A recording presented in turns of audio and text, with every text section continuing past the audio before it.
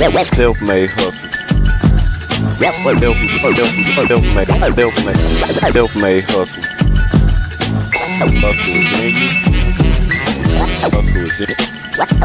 Hustle is in you. Hustle is in you. Hustle is in you. Hustle is in you, not on you. Self-made. Self-made hustle. Hustle is in you. Hustle is in you, not on you. Hustle is in you. Hustle is in you. Hustle is in you. Hustle.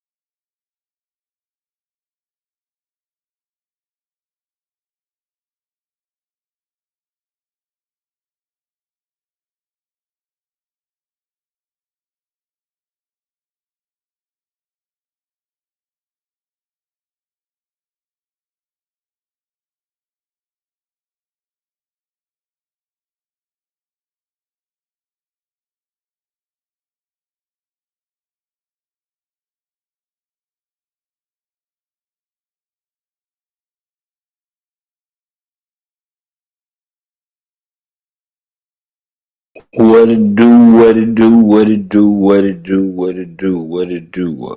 I go by the name of BRWE representing that self-made hustle TV where the hustle has to be in you, not on you. Make sure you like, share, and subscribe for me, man. Just make sure you do that for me, man, real fast.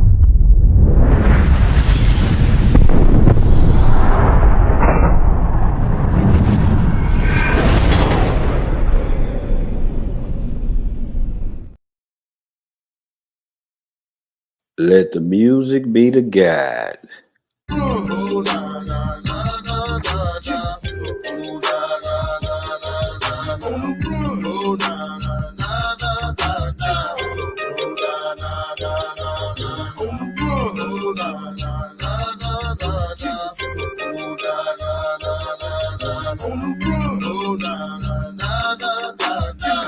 Type of girl that loves to moan and groan. The type of hoe that sees through erogenous zones. I bet you the type of bitch get kicks from making boys step sick. The type of chick that should be starring in these porno flicks, making chips off your lips, clit, tits, and hips. And I heard that your pussy had a kung fu grip. Now you sleeping all day cause you work a night shift. Shaking in the club, no love, just tips. After this fake ass pimp convinced you was cool to strip. Now you wanna go home, but he uses his fist. And you can't stop twerking cause you need a new whip. 2G, big by D, must be fully equipped. Private party gone on dip for some 20s to flip. Ain't it a trip how far we fall once we stumble and slip? I got emotion. Your pussy's wetter than an ocean. First is emotion. Drink up, baby. Then let me see your head motion. Your pussy's wetter than an ocean. First is emotion. Then let me see your head motion. Now she's the type of hoe that you can fuck with your friends. Ain't got to wine and dine this bitch, I knock her off in the bed. Ain't no fuss in a fight, no when you're coming home. It's just sucking and biting, the striking of this bone. I guess that's Mr. Al Capone, blowing up your telephone. Did you tell him how I beat that pussy and made that monkey moan? Me and you all alone, let's do what we came to do. Give me head, knees, and shoulders, save romance for your boo. You know me, I'm just your boo, the nigga that's always gonna come through. Shove dick in your belly, then continue my paper boo. Yes, it's true that it's a man's world and it is also round. But without a queen, we kings would need crowns. So we found in plenty places where pussy show for faces, high heels, G-strings, and laces. Some niggas will even chase it, but face it, we won't replace it with nothing but more bitches. We all love pussy, sometimes we'll even kiss. Give me your lotion, yo, come and give me your lotion. Cause your love is like blessing for my work. Give me your lotion, yo, come and give me your lotion. Cause your love is like blessing for my work. Cause the loving that you want, I loving you gon' get. Never experience love like this one yet. Girl, I loving that you want, I loving you gon' get. Never experience love like this one yet. Give me your lotion. Like it's rough and like to scream out loud. She got a room soundproof so the neighbors won't call her loud. She a fool with the jaws, head surgeon on the team. Bitch, stay in Gucci jeans, plus keep her house clean. Let mama hide with me, especially when I'm Xing. Cause she love her dressing, indulging in sexing. Southside, Houston, Texan, and this hoe won't know. Cause she don't fuck for free and push her GS300. She low, freaking ties, love fucking all night, love sucking on pie. We never argue or fight, she never bothered to lie. Cause we still play a partners and she'll ride on the bitch they talking down on. We got it, just a real type of hoe. And she keep her wig fixed, and she licks sticks for kicks. She'll even run bricks. She ain't my main chick, we dying, she ain't tripping. Cause she know when they go down, she gotta go still visit my hoe. On the run, oh na na na na na na, oh na na na na na, on the run, oh na na na na na na, oh na na na na na, on the run, oh na na na na na na, oh na na na na na, on the run, oh na na na na na. Well, I've been a bullshit.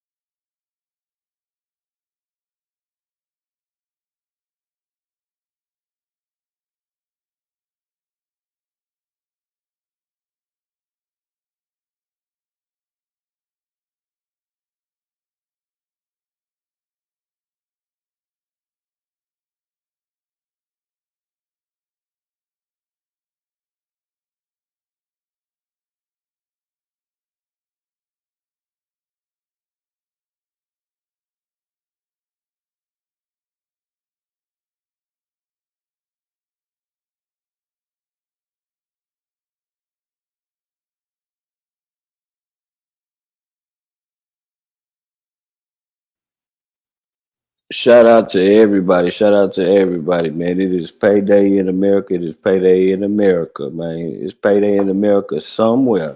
How he first got involved with Cassandra Ventura, Hold what on. the relationship was like, and what was his overall. We're gonna slide into this what Kid Cudi had to say, what Kid Cudi had to testify. It's alleged that Diddy blew up Kid Cudi car. You know what I'm saying? So I want to see what, I'm just catching up. I be working and shit. I can't watch the TV. So we're gonna see what it is. Anybody can hit the link. The link is on the community while you can come up and put your insight in long as it's respectful. So yeah. Let me get this right. Get y'all right real fast. Let me see.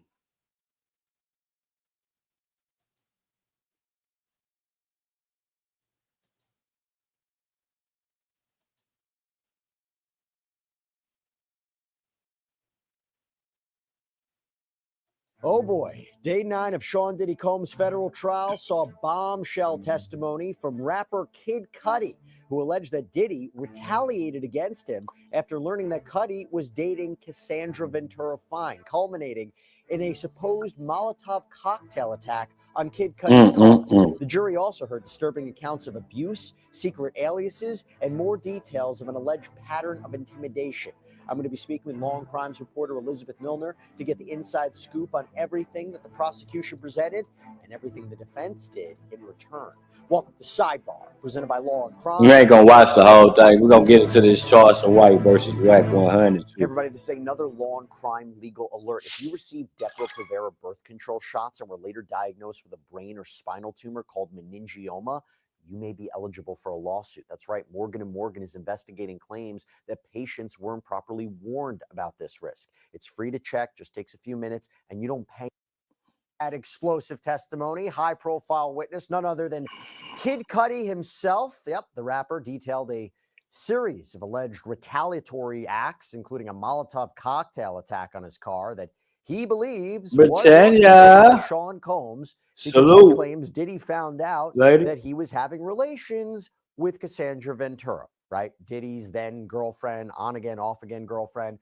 And the jury also heard even more disturbing allegations of alleged abuse against Ventura Fine. Hotel records revealed even more about Diddy's movements, possible attempts to even obscure his whereabouts. We can see where the prosecution's going. So we're going to get into all of this. I want to bring back on, here on Sidebar, Law and Crimes reporter Elizabeth Milner, who has been inside that courtroom for every day of this action, including today. So much to get into, Elizabeth. Before we even get into Kid Cudi, just tell me, we haven't talked about it in a while, what is the atmosphere in the courtroom? Who's showing up for Diddy? And overall, what's his demeanor like? Yeah, so when Diddy comes inside the courtroom, he's still in kind My bad, yeah. in kind of those muted colors. He's still wearing sweaters. It's running choppy like this, so change it to the He still has white. Yeah. He still has white button-ups underneath. He still wears the slacks. Of course, he can't have a belt or have shoelaces tied to his shoes or anything like that. But as far as today's appearance goes, today Diddy was in the gray sweater, white undershirt, and gray slacks. When he comes inside the courtroom, more often than not, he's hugging his attorneys. He's kind of doing like a hand clap with them, dabbing them up, that type of thing. Then he goes over to the defense table. He essentially takes his seat. Then he's starting to kind of essentially get to work, where he's writing down notes to his attorneys. He's speaking with them, more likely to talk about what's going to be happening today and that type of thing. But as far as just who's in the courtroom, it's still a different presence than it was on the first couple of days of trial. And that today specifically, we didn't see his sons, we didn't see his daughters inside the courtroom, nor did we see his mother. However, he did have family in there, and that was, of course, being his sister, Keisha, who's been in the courtroom every single day of this week. But as far as other support goes, he did have one of his childhood friends inside that courtroom too, and then possibly some of the public who are just generally fans of Diddy. The other day, I actually saw somebody in the gallery who was kind of towards the back row on the public side, giving Diddy kind of a hard gotta handle that with you. Damn, I've been bullshitting. Also, sometimes goes by love, and so I think he kind of appreciates just the call public me in. I support gotta when do he's inside the overtime courtroom. tonight. But for the most part, he's essentially getting inside that courtroom, getting to work, and anticipating what's going to be coming of another day of trial. It's fascinating because we do a lunch show every day, and I would say the majority of people who watch and take the polls, they think the evidence supports his conviction. They think he's guilty. I think that's a fair estimation, a lot of what we're seeing. But you also have the support for Diddy online, on social media. I think people are quite split on this. And it does become a question how much of the evidence is actually swaying their opinion. I mean, at the end of the day, it only matters about the jury. And what did the jury hear today? So they heard from Kid Cudi. Okay, so when he shows up, by the way, I mean, he shows up in a leather jacket. He's wearing a white T-shirt underneath. There were pictures of him coming into the court smoking a cigarette. I mean, the guy is like a superstar. He comes right in, A-list celebrity. Now, people might be saying, what is his connection to this case? He did come up during Cassandra Ventura's testimony. So let's talk about this. He gets on the stand, okay? Two questions for you. First of all, let's take it piece by piece. What did he say about how he first got involved with Cassandra Ventura and what the relationship was like? And what was his overall demeanor like? Y'all welcome to hit the link, y'all. Well, when he was inside the courtroom, he was super casual. I will say, Jesse, that when when the government was calling his name as the next witness to come to the stand, I will say most of the people inside that courtroom, with the exception of the defense table, the prosecutors, everyone just turned around in their seat to get a look of Kid Cudi walking inside that courtroom. I'm telling you, everybody's back was turned to see him go inside that courtroom, take the witness stand. So there was a lot of anticipation for his testimony today, especially from us in the media, as well as probably people who are just general fans of Kid Cudi. So yes, to your point, Jesse, he is very casual even while on the stand, and he appeared casual while testifying today. He did have that black motorcycle jacket. He had his earring in. He had a white t-shirt on. He had jeans on and just walked up to the witness stand as, you know, this was just any other day. But you could tell that this is something he doesn't do very often as far as, you know, testifying in a federal courtroom. And because he would say things like one-liners that were a little funny, and then he would say things like, "What you say now?" And it's just like, it was so casual while on the stand, and it was a little funny at times. But just as far as his involvement in the case, he's been a name that a lot of people have been hearing multiple times since testimony began, but they're not hearing Kid Cudi. What they're hearing is Scott Mescudi, his real name, his government name, I should say. But as far as his connection to the case, he and Cassie started off as friends together. Then they were going to start working together on this song. Diddy kind of try to set that up for them so that way Cassie could have a song with Kid Cudi. But the two became close, and the two I'm talking about, of course, being Kid Cudi and Cassie Ventura. They became close and romantically close as well, too. So as Miss far as his Savia, involvement in the salute. case, he said he Salute. dated Happy Cassie back in Friday. 2011, something we knew from Cassie's Y'all make sure testimony y'all as double well tap the too. And screen. he said that he All is knew around welcome. that This is time an that open Cassie and panel. Diddy Y'all can had definitely some come up hit problems, the but link he said whenever that they y'all want weren't to. I'm dating just at the catching time. up. That's what his understanding was of their entire situation. So then as we're getting into the exhibits, they do show a photo of Capricorn Clark, and she kind of plays a role into it, and I'll get into that in just a second. But we see a photo exhibit of Capricorn Clark, a photo exhibit that we've seen a number of times. And Kid Cudi said that she was a friend of Cassie's. Didn't even necessarily mention that she also worked for Diddy. I think he kind of slipped that in at the end. But really, the Capricorn focus was Clark. that What she kind was of a friend name is of that? Cassie's. Now, we get into December of 2011. This is around the time that Cassie and Kid Cudi are dating one another. But police came to Kid Cudi's home because he had a break-in at his home. And it was really interesting kind of how he was just explaining from his side of the story, just about all the events that occurred.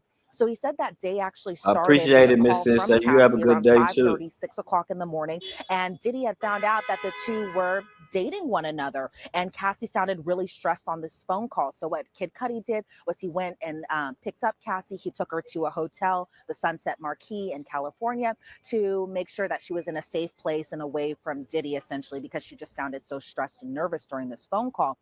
Kid Cudi, again, at the time, didn't even realize that she was still kind of dealing with him, she being Cassie, still dealing with Diddy. And so Diddy had asked, I guess, for Kid Cudi's address. And I think this was a point that the defense later drove home, was that Cassie was the one who gave Diddy Kid Cudi's address. And so Kid Cudi said that he didn't know what Diddy was necessarily going to do. So when they were at the hotel, he actually spoke to Capricorn Clark on the phone. He said, as far as Capricorn Clark's connection to it, that Capricorn hung out with Kid Cudi and Cassie a lot of times. That's what Kid Cudi had said on the stand. But during this particular phone call, Capricorn sounded scared and kind of on the verge of fear, because Sean Combs, aka Diddy, one of his affiliates, who we don't know the name of this other person, and Capricorn Clark were actually at Kid Cudi's house while Kid Cudi wasn't even there.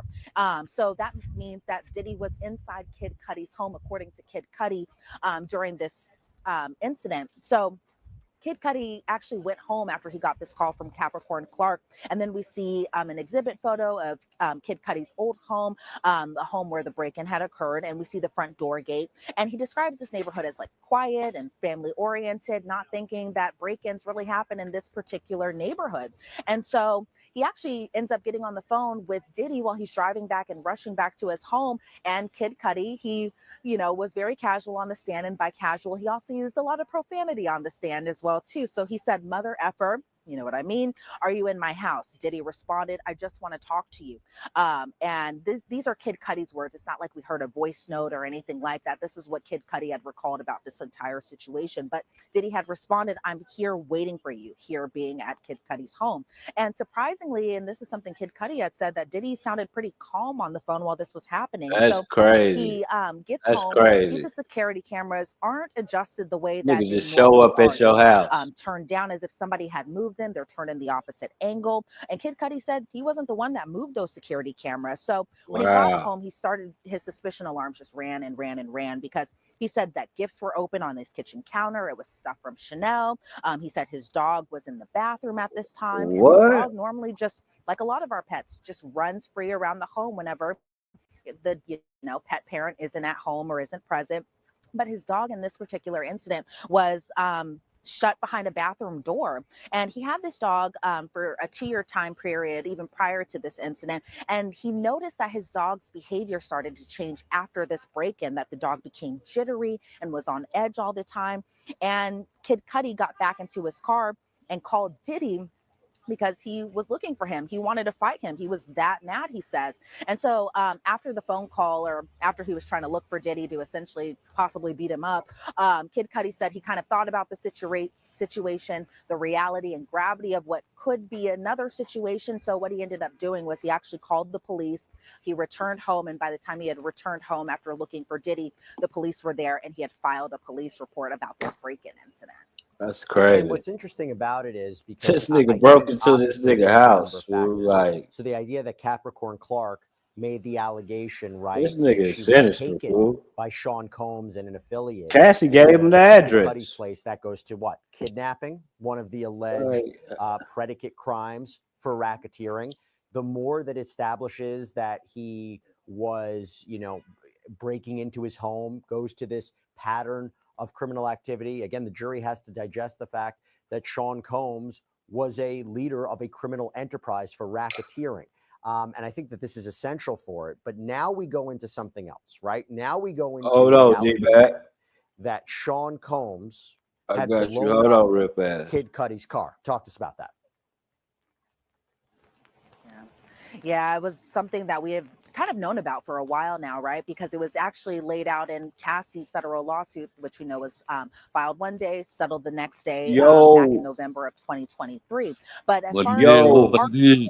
Molotov what's cocktail up, bro? inside Kid Cudi's Porsche, this happened on Shit, January just 9th, chilling, enjoying 2026. this So day it was just off. about a week or two after You, his man, I tragedy thought had I been was gonna broken have a up. And day so off, nigga. he said that he Man, was over at just his call me, bro. I ex-girlfriend's need to touch sister's this house at this motherfucker time, right and before he I got touch a this call goddamn from his computer, dog's fool. babysitter, his dog sitter at the time, Yeah. and got a call that Gotta his get car that was on money fire, though and when it they caught call. fire. And Shit, I so wish Kid they would Cudi have called my understands ass that at the end of the day. Hell yeah, fool. Like, nigga, shit.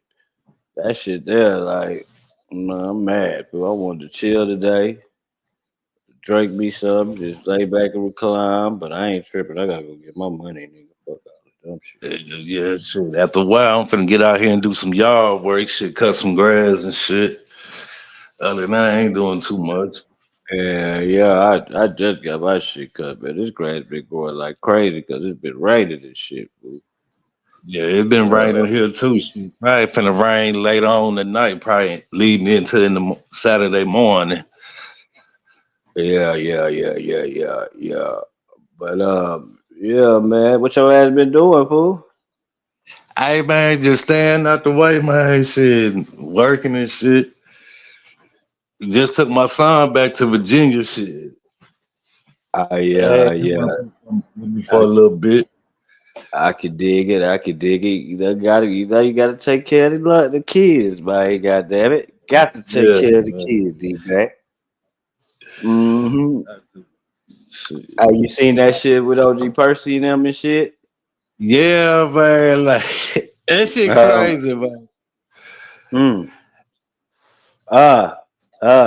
hey, I hey, see look at, Solo and J Dog was on some shit I was watching. They was talking about that shit with yeah, real too. They was on Mike D shit.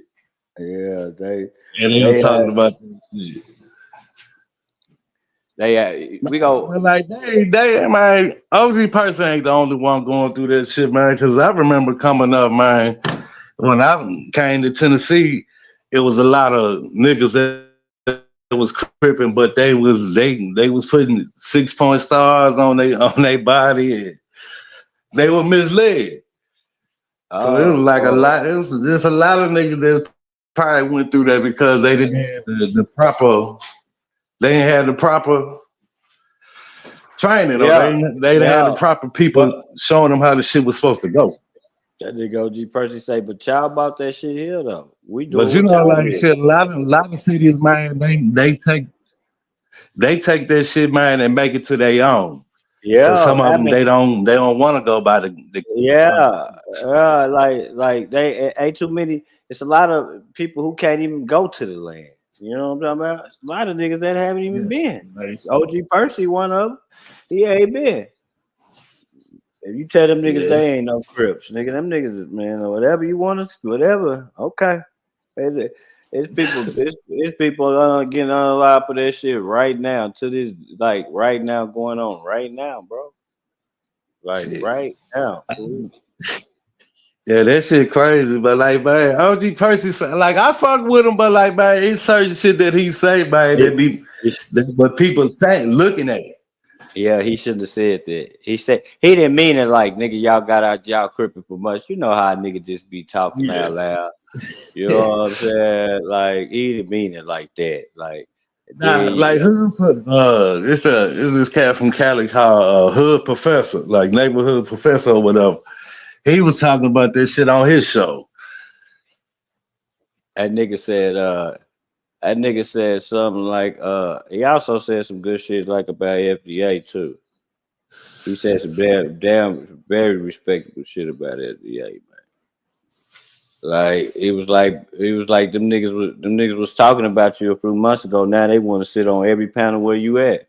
He was like, you better pay attention to FDA. Pay attention, nigga.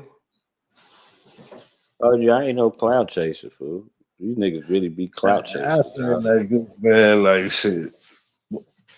If you're not doing nothing, if they ain't talking about you, man. Shit, if they talking Goddamn, about you doing something because they want to be like. goddamn right, Jack. Goddamn right. He talking Shit, about the hood. motherfuckers gonna say He this was shit. also talking about CEO Hockley too. He said his name. Yeah. Like CEO Hockley, Miss Virginia, you know he gonna always say some like he gonna always go against Percy, and like the nigga can't even get right with his own shit. That's what's crazy. Nigga can tell you everything about YouTube, but he ain't even getting right with himself. So I tell you, these niggas are trash, man. Miss Britannia, you can hit the link, nigga. Scary ass. Ain't nothing gonna happen. Ain't nothing gonna happen, man. Like we gonna I'm just fortunate that I didn't fall in that category like some of these cats. I'm glad that shit. When that shit came to Tennessee, we actually had niggas from the land came down here and was yeah. shit hmm spitting that They shit. So we did was too, associated. though. They did too. Right. They did too. Bro, it's the most Crips in Texas is in Fort Worth, fool. Yeah. The most Crips in Texas is in Fort Worth, fool. That's really, really gangland. Bro, them young niggas say on blood in every sentence. On blood, on blood, on blood. Little CJ Casino do that shit. Go Yayo still say on Crip. My nigga, they say that shit like they See though, I fuck with him, man. Like shit, I I fuck fuck with him. I'm fucking with them niggas. Yeah, I fuck with them niggas too. I want to see how the shit gonna go when the nigga get out. Go yo, I he think tripping he though. gonna stay. I think he gonna stay out the way and just continue on getting that money. That motherfucker gonna call me soon as I get online, man. Leave me the fuck alone. All right. She say I'm pulling up. I'm pulling up to work. Ah, okay, okay. You know I understand. Got to get your pennies. Got to get your pennies. That's too But we far. gonna but we gonna tap into this Charleston White Wack 100, man. If you want me to stop that bitch so you can talk, just tell me, man. Don't go nowhere, D-Bag. I miss you around, boy. You ain't been fucking. You ain't been up here, Nigga man. been shit. Nigga been like, man, for a minute I ain't had no phone. I had to file a damn insurance claim for my Yeah, phone. And the nigga D back go with these phones, man. The nigga with the motherfucking phones. So Now, like the phone I had, man, the battery went out in that motherfucker, so I had to send out for had to file an insurance claim and shit. So I guess I know this guy right here, the Dancer Project. Make sure y'all go subscribe to him, man. If y'all ain't subscribed to him, I know that nigga spent a pretty penny on this interview to get both of these niggas on the stage at the same time. Like this nigga spent a penny. So we gonna tap into this real fast. We gonna tap into now hold on, let me see if this the right one.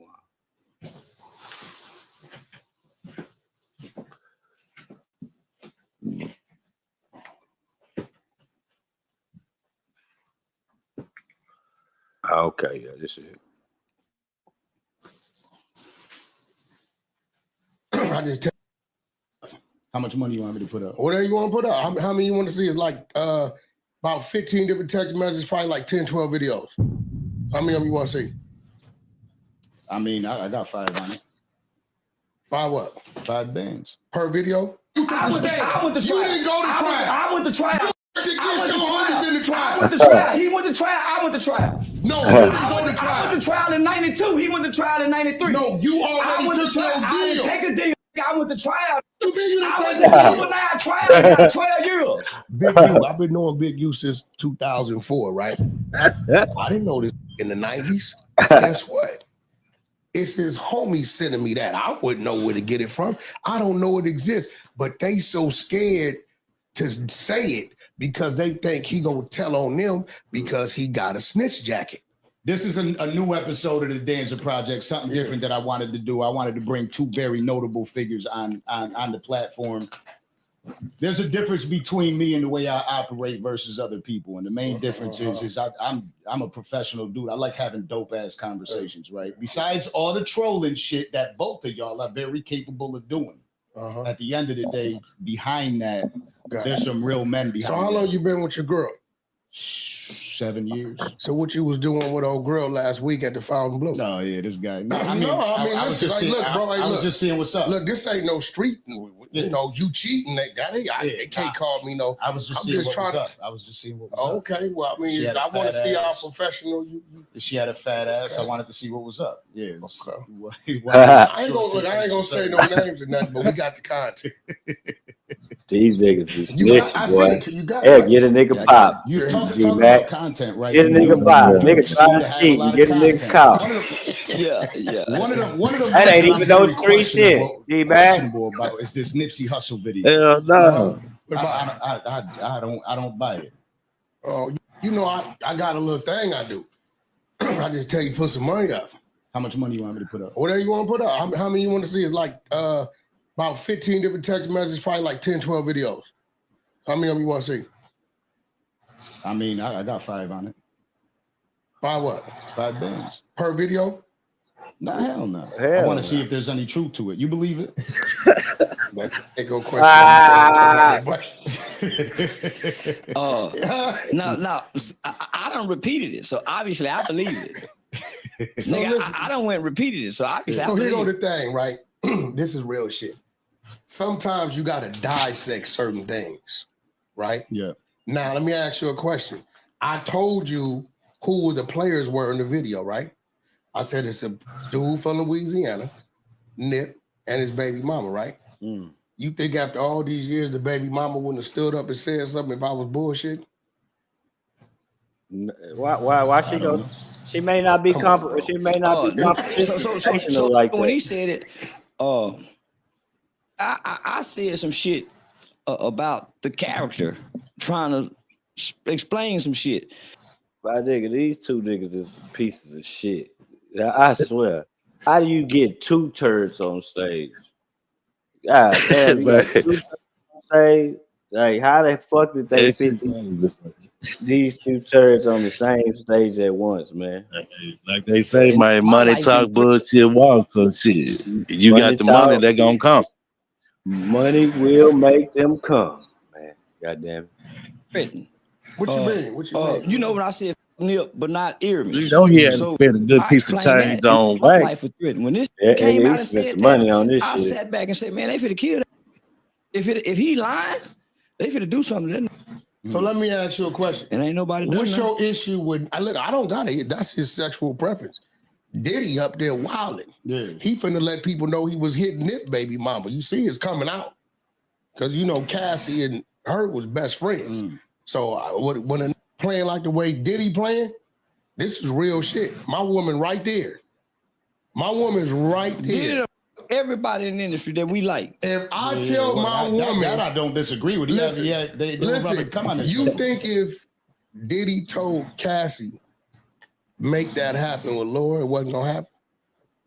You heard Nip. I think they have incredible power. I would doubt nothing that comes out of that camp over there. I doubt Okay, nothing. so that's what I'm saying. We learn more shit than we ever needed. But to my know. question to you is, because outside of his sexual preference, what problem did you have with Nip? He a rolling 60 neighborhood crip, which is a detrimental organization to Black America. Okay, now hold on. So will the kids listen to somebody that's not that, even though they're into that, to keep them from being that, or will they listen from the individual that's telling them not to be that, and you could do something different? Look at me. That individual. That's only a small portion of our kids that's going into that.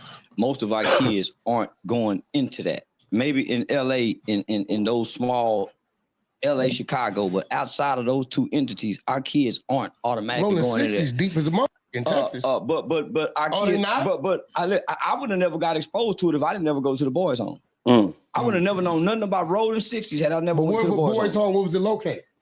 In the rural area of Texas, right? Yeah, of Texas. Okay, so what I'm saying is, my son don't know nothing about rolling 60s. So is it Nipsey's fault that he come up the way he come up? I ain't got nothing to do with that. I just know before Nipsey died, I seen him slapping a guy that's trying to record him and his girl, which you a celebrity. I heard him say, I'm a Crip before I'm anything.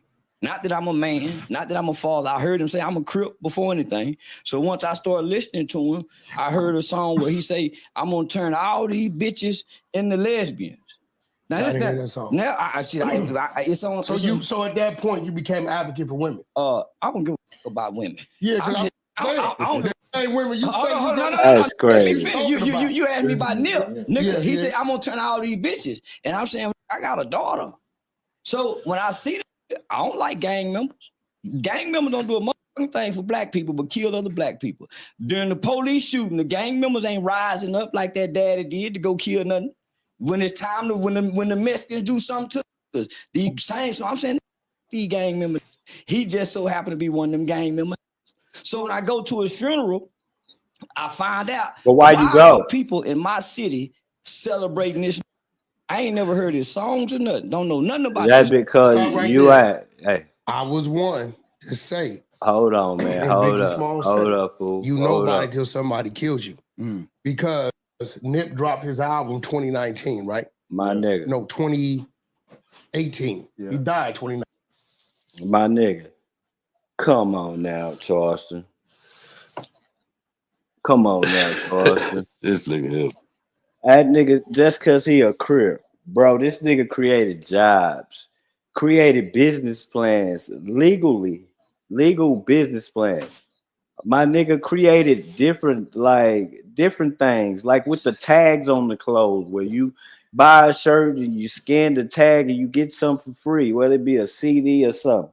Taught niggas that a $20 CD is what the white man put on us, nigga.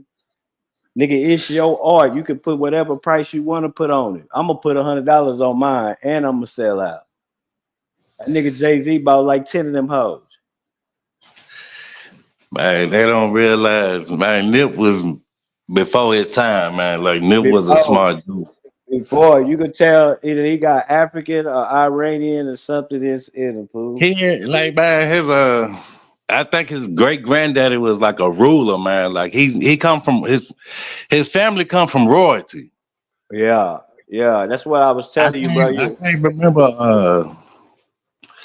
Snoop Dogg said something about it because it was on something. He was talking about he a descendant from a rich guy.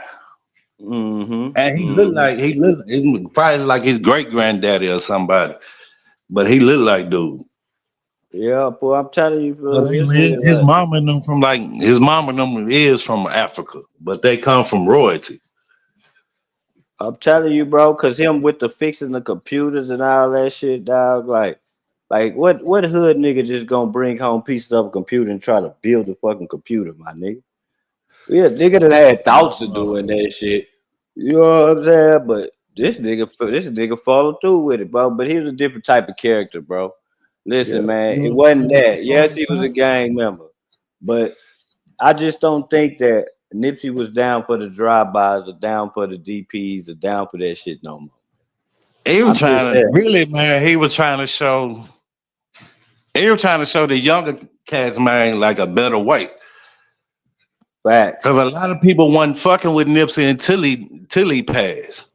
Facts. A lot of these motherfucking rappers wasn't fucking with Nipsey like that, man. Snoop and them wasn't fucking with that nigga like that. Facts, man. Facts. Well, one nigga that did fuck with him gang was the first one that took him on tour. Hey, bro, I'm from Austin, Texas, man. I'm from the capital city of Texas, fool. Bro, they had a balloon release for Nipsey, nigga, at my city. That's what Charleston was talking about. They had a balloon release for Nipsey Hussle damn near all across the United States. You know what I'm saying? That's why he said he can't see why people celebrate him in the city. That's what he's talking about. You know what I'm saying? Nipsey reached a lot of people, man. Oh, yeah. Music is a vibe, man. Like when shit, certain songs can bring you out of certain situations. Mm-hmm. It's something for everything, whether it's blues, whether it's you crying because you whining because your man ain't acting right or your woman ain't acting right. It's something for everything. Or you just want to work out. You need to get the blood running through your system when you're working out. It's something we got a playlist for that. We got a playlist for everything. Calm storm, all types of shit. Rainy day shit, music. Music is for the soul, man. You got niggas like Charleston who bad because he can't rap, but he want to look like him. 19, right? So that first year, he's just a miserable person, man. Maybe 60,000 copies. Okay, even when he got killed, it still took another year after the death for it to reach platinum. If the boom, the persona that we saw from the world was real, it wasn't just no BS. His dad is from. Overnight. Hey, look what Britannia said. I go to the Let me pause it real fast. My bad. I was on another screen because I'm here to find out who is this Nip guy. So I don't hear nobody really. Hey, Britannia, look what Britannia said. She said that he from somewhere. You know what I'm saying? I can't read it. I can't see it because it's highlighted. Let me unhighlight it so I can see. It say his.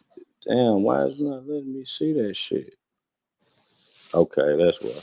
It say his dad is from, what is that? Eritrea? And his mom is from African American. Yes, Snoop was, he was scheduled to perform at the festival in Long Beach before he got shot and killed. That's crazy. That's crazy work. Yeah. Miss Britannia is from the land. She's from the land, y'all. Yeah, most definitely. She definitely from the land, you know what I'm saying? And we're gonna tap into Charleston and see what the fuck he talking about, man. Look at the way that nigga hair grow, fool. Don't that shit look like a toupee? That he shit need look to like cut this shit off, man. Bro, that shit look like a toupee on top of his shit. You can't even tell where to start lining his ass up at, dog. Look at that shit, boy. So when Lauren London's son got up there and said, last night, Irmis came to me in a dream and he was in heaven. And he said, what's up, killer? So when this kid gave this detailed description of Irmis, homie, it blew my mind. I put the blunt out and he was the father. I started paying attention. So then Lauren London spoke about him. So I said, nah, homie, Nipsey was a character like the WWE. This guy was intelligent, and then I That got to nigga talk said, to Big Syke after the funeral. Big Syke give me a ride back to the house. Big Syke said Nip came up to him when he was about 11 years old and said, "Big homie, why you gangbang?" And he said, "I gangbang because I was born to." He said Nip told him at 11, he don't have the name Nip yet. "Big homie, when I grow up, I'm gonna change the hood." Kid grew up to change the hood. So I fell in love with Earmus. Yeah, okay, I get it. So that's so I'm painting a picture. These rappers ain't who we think they are. Yeah. If I'm looking from afar, I'm thinking Nip is a hardcore neighborhood roller, but nigga, this nigga was a compassionate guy. So I'm trying to show the kids, yeah, what we see in these personas, but it's a flip side. Now that we talk about Nipsey, Well, Mac. do you think Denzel's a snitch? Oh no, I don't know. Denzel's a snitch. In American Gangster. I don't know. But I'm saying he played with American Gangster. But why can't? Because our kids think I ain't talking to grown So folks. what kids you talking about? You talking about the kids? We know what I don't know what kids you talking about. I'm talking about the kids I know. My son, I don't know your son. I'm talking about the kids in my neighborhood. But what do your son think? My son know not to think. He been talking about kids in my neighborhood. What do your son think? Hey, Mac. Go out and come back in, bro. You also are a father. And when you hear messages, I'm a daddy too. Go back out and come back in. Shot you out, daddy will take care of you. Go back out and come when back you in. talk about being a father, being a daddy, You got a tab. You hear a message like Charleston's. Do you agree with his message, knowing that you don't want that for the kids? No, I'm told even he know that. I'm told. I tell the kids to go to police academy, goddamn military school, trade school. I tell them gang banging is the dumbest, stupidest thing I could have ever done. I don't regret it because it got me to where I'm at today, right? I went through what I went through to understand it. But no, I don't think gang banging is healthy for nobody in no shape, form, or fashion at all. All the cap that is there to protect the community, nah, that ain't what it's there for. Because if we even look at what we do, majority gangs claim a park, right? Who the park was created for? Kids. Okay, now if you got a bunch of grown dudes in the park who then went across the way and put some work in 2 nights before, where they know where to come retaliate at.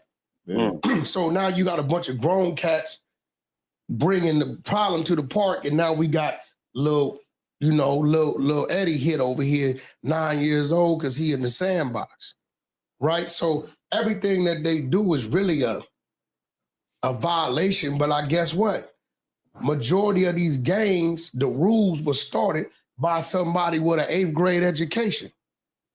This is just what's real, and it's selective politicking all the way through. What's wrong for him was right for him because he got the bag. What's right for him is wrong for him because who his uncle is. So it ain't really no structure. It ain't nothing about it. I didn't really start growing in the mind until I left the hood and started to see the world. But what got me here, he was killed by his own kind. Well, Boosie called that. Boosie told everybody years ago. He was killed by his own kind. And it ain't been no retribution or retaliation or no ill will toward the kind that killed him. Well, how could it be when that's the nature of they block? They got a saying over there. You ain't a real one till you kill one. That's a fact. So now with you got a stigma on You your ain't name a given to you by the internet. And people want the internet, and they say, "What's your stigma?" So, that's the 60 said, nigga. You ain't a real rolling 60 until you unalive one. Man, so he's saying you gotta unalive somebody from your own gang to be a real one. That's crazy work right there, but hey, it's the culture, man. Shout out to the 60s. They say Wack100 is the police. How am I the police? They say you're the police. Because I know a lot. Because you know a lot. So tell me, got a lot of info. Tell me what it is about, because I had a conversation with Taxstone. And I know you heard the conversation because he's like, I heard Dan's mom got a red mouth. Listen. And I'm like, look, listen, Farouk from the Nation of Domination is coming at me. So Taxstone is a dude back in like 2015. He started to use my name. I didn't even know. I still don't know who he is. I don't know who he is. He just started saying my name, right? And I'm gonna be real. I don't give a lot of people credit and props. Taxstone is the nigga that what's the little nigga from New York had a shootout with at the T.I. concert? Tax down in the feds right now behind this shit. If you got on saying another dude name, if you got on being who you are, you know how I found out who he was? I thought he was the manager of this little dude they dropped the paperwork on. Remember the little rapper out of Philly, the East Coast or something? Yeah, Pop Hunter. There you go. Yeah. So I saw him defending him. So I automatically thought this must be the manager. So I said something. This how me and his back and forth. I didn't know who Charleston White was, right? So he responded to me. He didn't start it with me. He responded to me because of what I said. But when it comes to information, I'm gonna be real. I've been an information guy since I was yay big in the neighborhood. You get what I'm saying? Depending on what role or position you play on your block, depending on your level of information you dealing with. I don't give a damn if it was football, basketball, whatever it was. I was always the captain of the team. My little neighborhood clique where we was on bicycles, riding skateboard, nailing the milk crate to the skateboard. I was always the one to figure out where we gonna get the crates from. And guess what that took? Information. So I'm always a guy that's gonna talk to the right people. That nigga say where we gonna get the crates from. To get the information I need. Now, when I started the exposure stigma, I knew what I was doing. I got a slew of shit from the women from the federal penitentiary. I ain't even let go yet. Cassie definitely telling on them than anything. Yeah, okay. So what they do, my number been leaked on the internet for 9 years. I never change it. So guess what? They sent it to me. Yeah.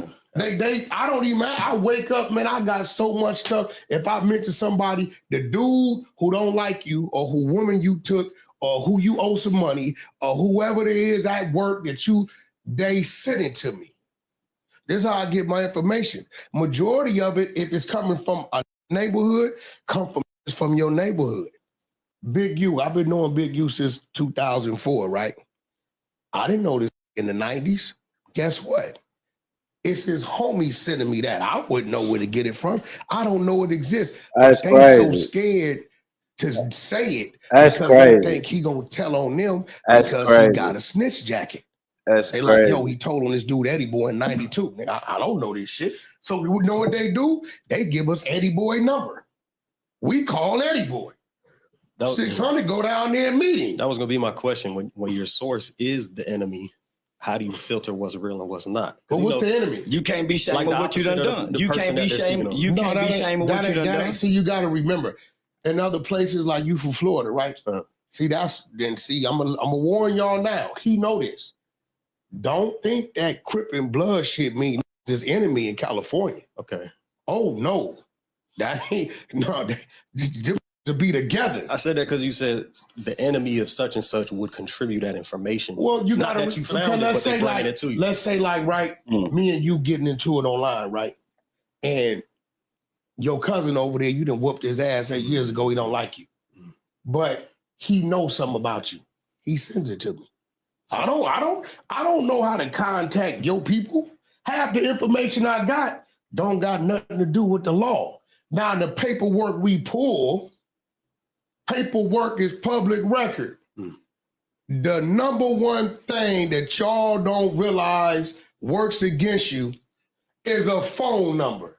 If we got your phone number, we got everything. Phone number gonna tell us your information. We gonna see your city. You from LA County, we gonna run it. Anything criminal gonna pop up and then we gonna dig. I see. I got a whole team. I can pull my phone open right now. I got a whole team that's all they do all day is run, pull, potential ops. Who's a potential op? Anybody they see on the internet mentioning my name in any type of disrespectful way, I look at it. I was talking to Charleston. Some of them I look at, this just want me to mention him for some clout. Some of them I see, you think you that guy. We expose you. What about Clubhouse? What does that factor in with all that? That's a code I created. Damn near seem like the CEO of Clubhouse. Clubhouse. No. Oh, okay. I just took the app It's yours. Yeah, you own it. He's the owner. Yeah, you own it. So like, yeah. Like Charleston White say, he runs 24 hours, 7 days a week. It never shuts down. It's compiled of 15 rooms. I got a security team. It's a queen. That's her. R&B. We got y'all bullying people. No, we don't, because we be in our own space. We got spies. I got 42 spies that never talk. They won't call me. They just text me. But what's their motivation? Huh? But what's their motivation? Are they trying to get favor with You know what Wack? their motivation is? You know what their motivation? Everybody want to be part of something. Everybody want to be part of something. And if they can pick and choose what they are part of, they hit me. They be like, they know, okay, Wack got 33 spies. He'll send me a slew of stuff. Can I be spy 34? It's real. I pull this phone open right now. They report to me what's going on Clubhouse, who doing what on the floor. What, like Hocus 4/5, we on this bumper. If I go to my phone right now, I guarantee you they done pulled up all kind of shit on Hocus. Watch this. It's just, you look. Say what's up, Hocus. I fuck with Hocus too. Listen. I fuck with Hocus. What I tell you? Yeah, riding in the motherfucker. Bro. That's that boys' home shit. Look, what I tell you. No, that's that boys' home shit, man. Went to the boys' home. What it say? Salute. That's his paperwork. PDF. Hocus. Uh-oh. Bell. Look.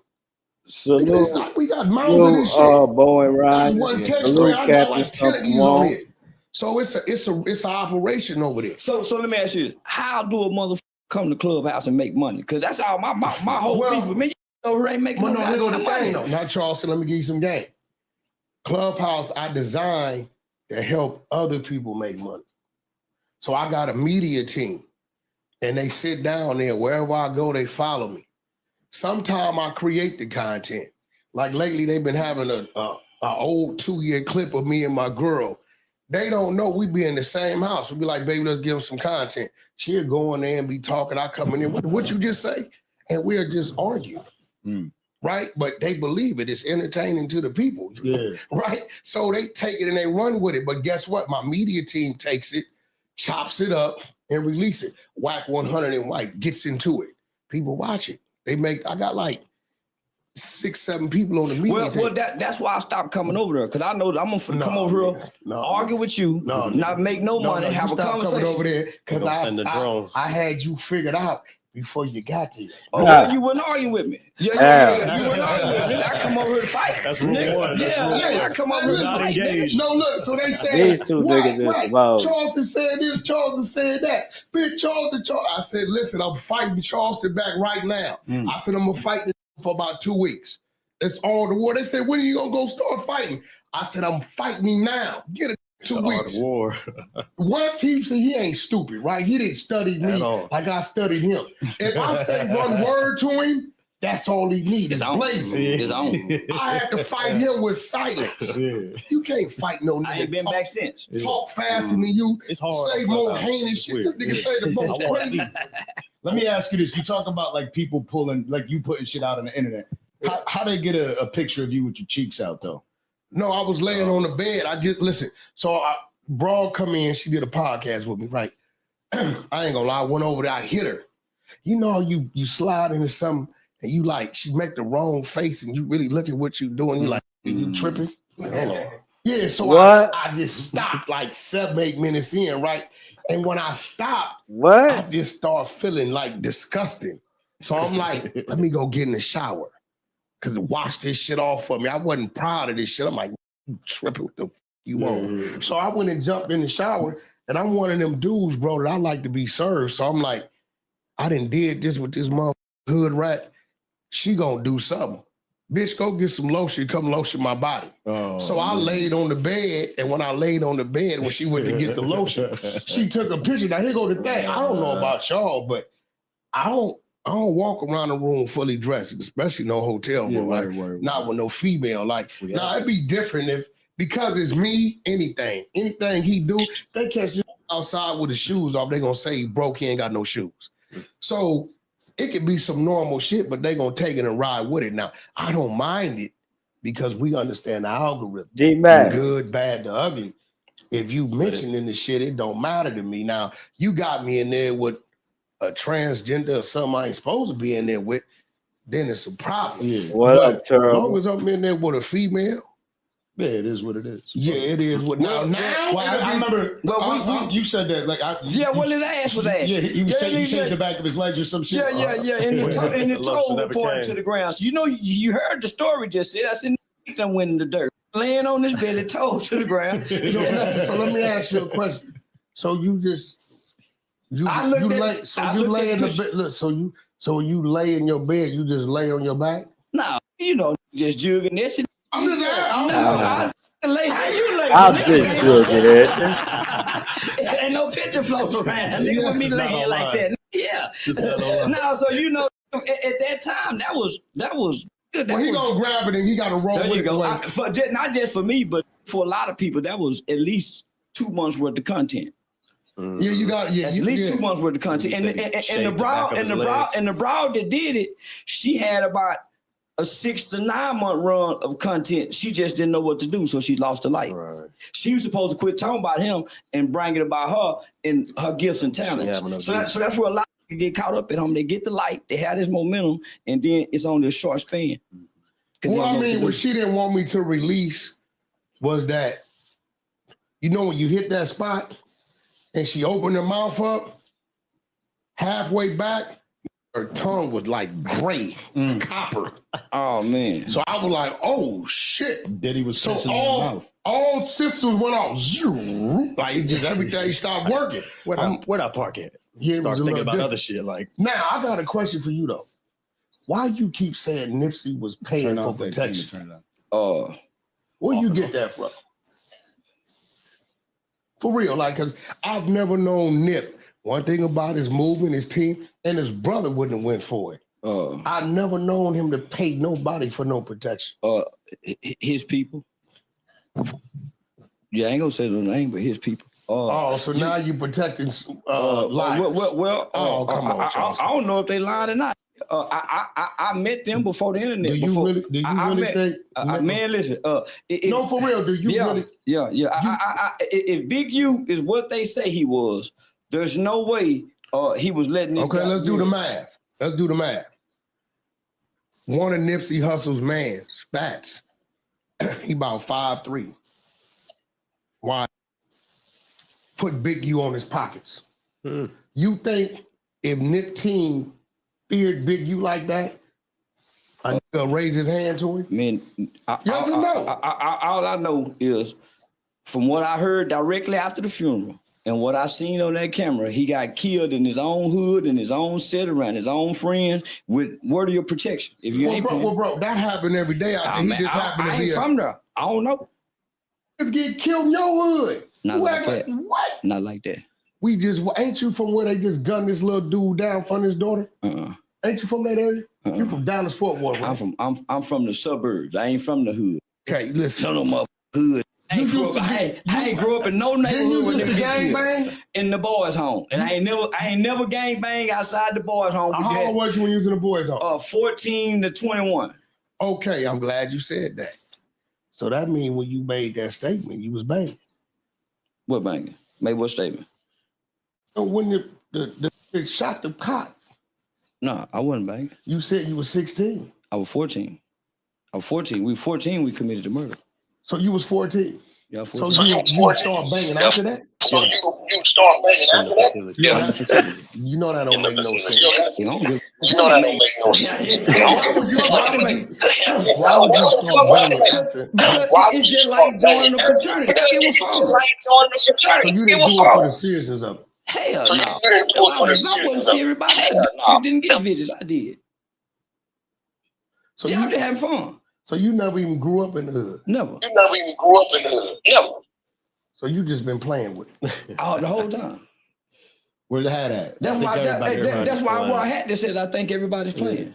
Hey, listen, for all y'all, I'm gonna be real. I don't know what the fuck you on. We ain't taking this flat. We sweat in here because the dancer, he ain't paying his light bill. We running off I think everybody playing.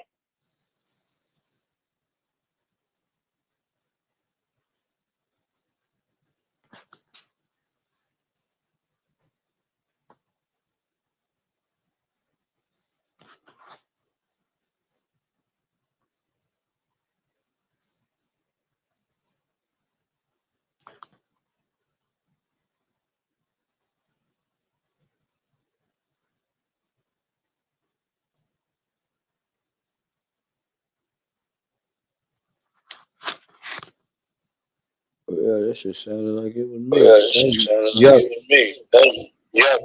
That's me. Yeah. That's me. My shit sound. My shit.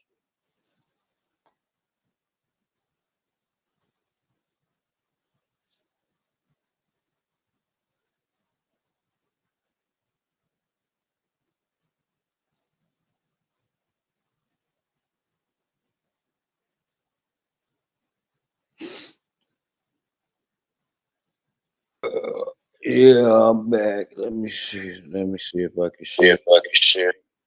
It's still. It's coming from your D-Mac. You probably I'm got gonna a come back. tab, bro. Yeah.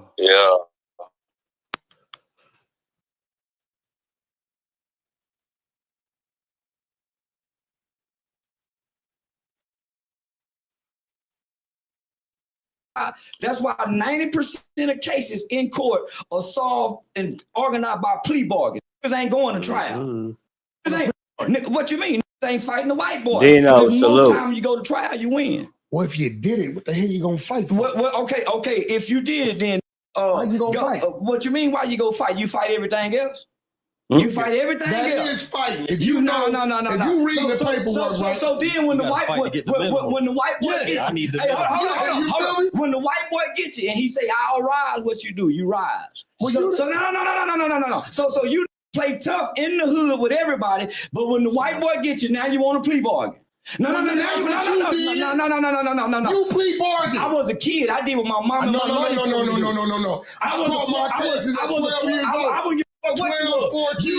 You was a neglected child raised in the hood. I wasn't. You were raised in the hood? Yeah. You was neglected. No, I wasn't. I wasn't in poverty. I wasn't in poverty. So you didn't plea bargain when you took the stand? I went to trial. That was a trial. No, I went to trial. You didn't go to trial. I went to trial. You worked against your homies in the trial. I went to trial. He went to trial. I went to trial. No, you didn't go to trial. I went to trial in 92. He went to trial in 93. No, you already took trial. no deal. I didn't take a deal, nigga. I went to trial, nigga. What you mean you didn't I take went a to deal? juvenile trial and got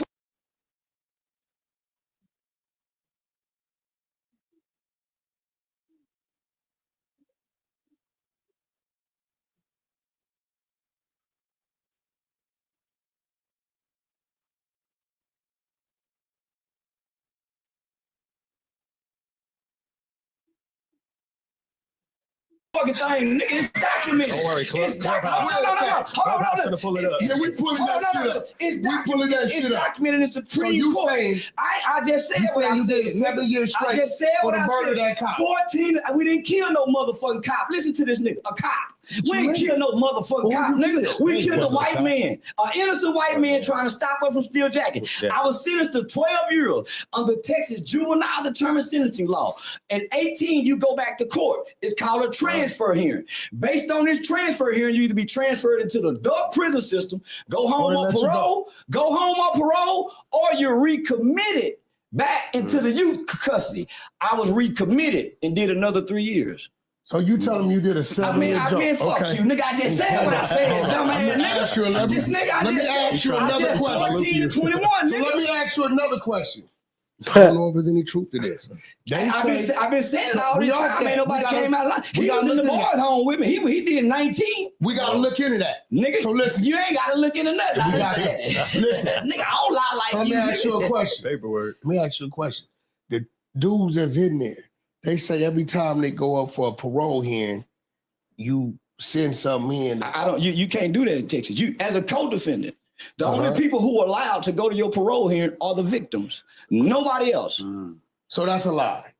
That's a lie. The person who committed a crime with you, for one, they don't notify to say, hey, he's going up. And for two, you can't come speak. You're not the victim. Well, they saying they notify you because you gave a statement on him on the stand. Why would they notify me? Because you gave a statement on him. But why would they notify me? Hold on. All criminals, they do not notify the co-defendant. You're not the victim. They don't care if he get out and kill you. The system. Bullshit. You lying to me, nigga. I don't know now, nigga. Bullshit. I don't know now, if nigga. Your ass They not doing that, my nigga. You a goddamn lie. They not doing it. And I know plenty of niggas done got on the stand. And so you saying the dudes in there? I would listen. I'm a big dog in Texas. Ain't now nigga go come do a motherfucking thing to me whether I told on him or not. They ain't gonna, nigga, I'm a real big dog in Texas. You think I can talk how I talk? Nigga, I'm a real big dog in Texas. The nigga I told on is a pup to me. My nigga right there was on the same unit with him. That nigga caught, nigga, what I'm gonna go steal? Nigga, I don't give a damn about no nigga I told on. And don't think a nigga touch me, no. So you know him. I don't know the nigga. You know the nigga you told on. Yeah, he know him. So that's your real homeboy. Me and that nigga been homeboys since the 15. That's your real homeboy. You don't give a fuck what it is. I done got into it with South Walker, Jay. Ain't no nigga in Texas go fuck with me, nigga. I'm a real big dog. You know Sauce don't really. I wouldn't give a fuck, nigga. From 03, brother Neil, mama Neil, nigga, ain't no nigga go fuck with me in Texas, nigga. I'm a real big dog. Sauce Walker fucks with Charleston.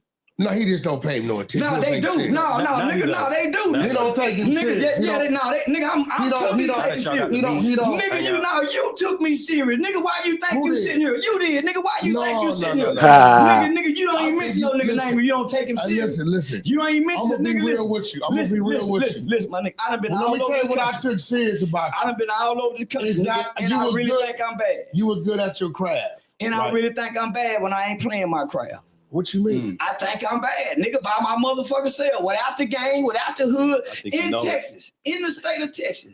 It ain't a nigga in prison or out of prison. So you saying you the face of Texas? I run Texas. You was Texas stand for? I run Texas. I'm the baddest nigga in Texas right now, and ain't a nigga fucking with me. So you ain't never sleeping? I ain't gotta sleep, nigga. So why you was sleeping at that light, nigga? What you was on? You gotta tell us. That's different. What you was on, nigga? You know you fucking with a professional up here. Hold on. You know what you was on? Let's see what you got. What you was on, nigga? My own line of Charleston White Nan and Boo Boo THC. No, that's cat. Good promo. No. My own line of Nan. He think everything cap. I ain't no capping, nigga. Nigga, I got my own line from the weed spot. I asked them to make it like that so we can combat the opioid crisis. I told them make it strong so they got some people and put them in the laboratory. Nigga made me my own and I make a killing off. Concentrate. Nigga. I thought they found some pills in the car. They didn't find no pills in the car, nigga. That's why I ain't got no felony conviction. Nigga in Texas, they ain't finna let me get caught with no pills in the guns in all the bags nigga, of the you drink. You been caught with all kind of shit. You a goddamn lie, nigga. I only get caught with guns and weed. And I say the weed is CBD. Your guns was legal though. They is legal, but you can't have it with weed. So I have to go to court and say, Your Honor, this is not THC marijuana. This is the CBD, Your Honor. Medicine. Under the federal levels. So they throw out the weed and give me back my gun. Most dumb niggas don't know that. They keep the package with the weed plant on it and the name. I keep it in a Ziploc bag, nigga, so I can say it's CBD. Nigga, you ain't talking to no dumb nigga. I saw you. He ain't talking to no dumb nigga. I saw you at a light. I put the car parked because I already knew I was leaning. Threw the keys over in the passenger seat so they can't get you with the DWI.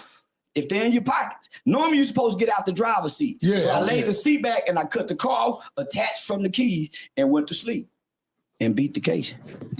Shout out to Andrew Andy Platt, bad motherfucking law. Yo, quick question. A couple nights ago, we just saw interesting turn of events with Antonio Brown at the Aiden Charleston White sent some niggas at him. He tried to act like he wasn't the back door. I wasn't there. I ain't see it. What? I wasn't there. Charleston, you know we got word that I wasn't there. So you didn't tell the people Antonio was in there? No, I wasn't there. I was live. He be coming up with some shit. I was live on the stream. I see how he does it. Yeah, I was live on the stream. I just heard about it. I just heard about it. The people be taking these internet clips, these little ass clips, and they go off with it. I mean, I know what I'm doing. Shit, he know what I'm doing. Yeah, they gonna run with that. So Charles, when you say you think you're the baddest, are you saying intellectually wise, as far as outwitting and outthinking people? Yeah. Because I think when you say that, people like they thinking tough and fight. So Michael Jackson said, "I'm bad." It's the name of his album. And so I grew up watching Michael Jackson perform in countries that even understand what he's saying, but they would pass out when he turned his head. So nigga, I grew up wanting to be bad like Michael Jackson, making people watch me and listen to me. And now since I'm on stage, nigga, I got people doing it by the millions in the So you got a pair of penny loafers in the club? Yeah. I used to put quarters in mine.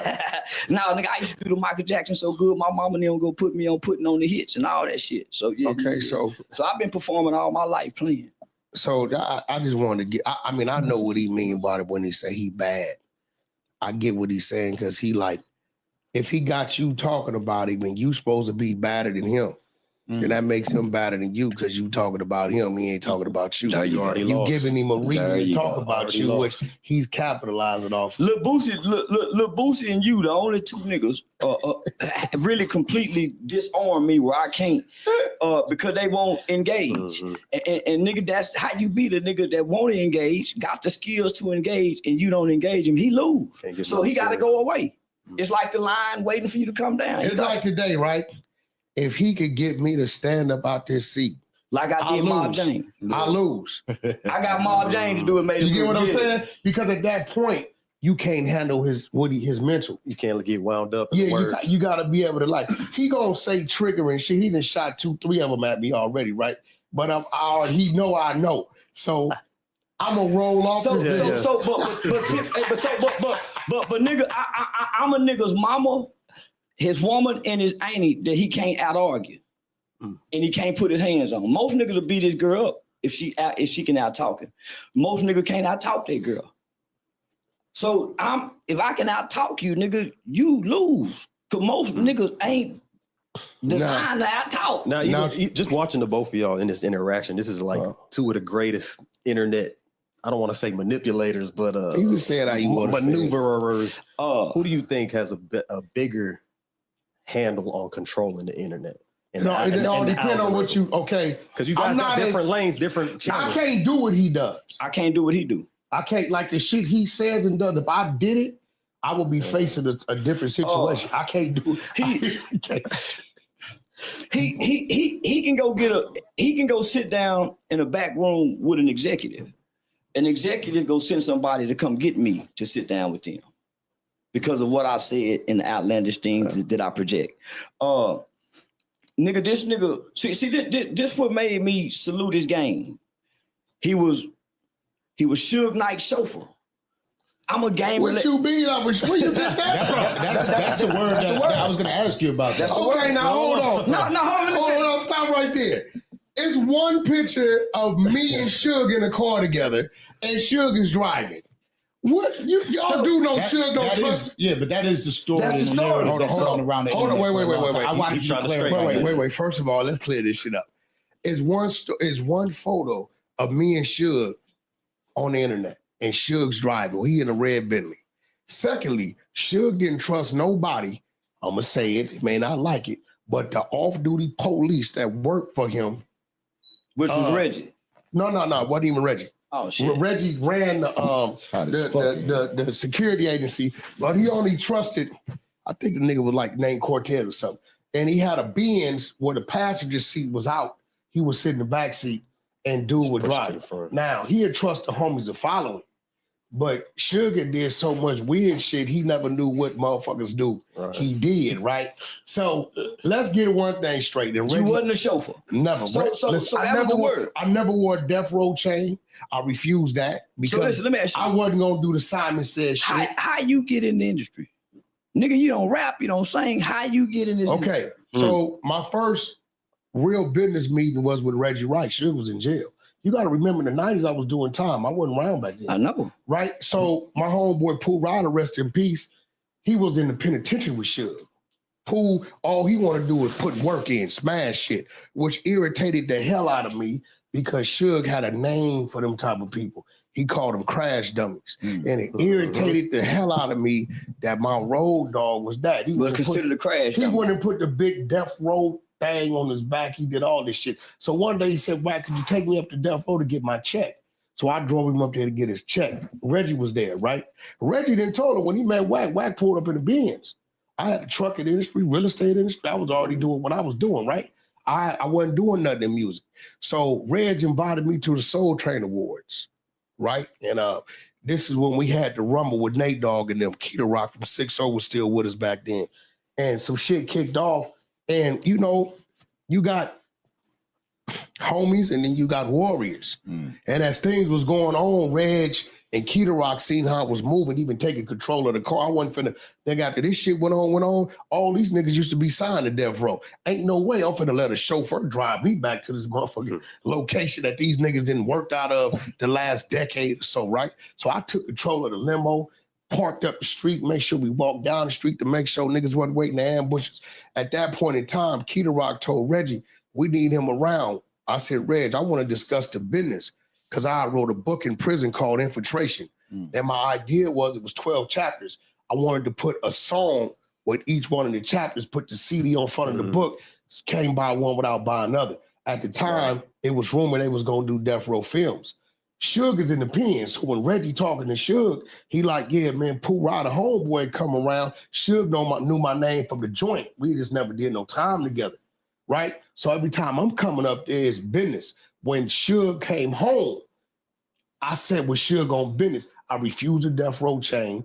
You hear when them niggas call him Simon? You know what that is?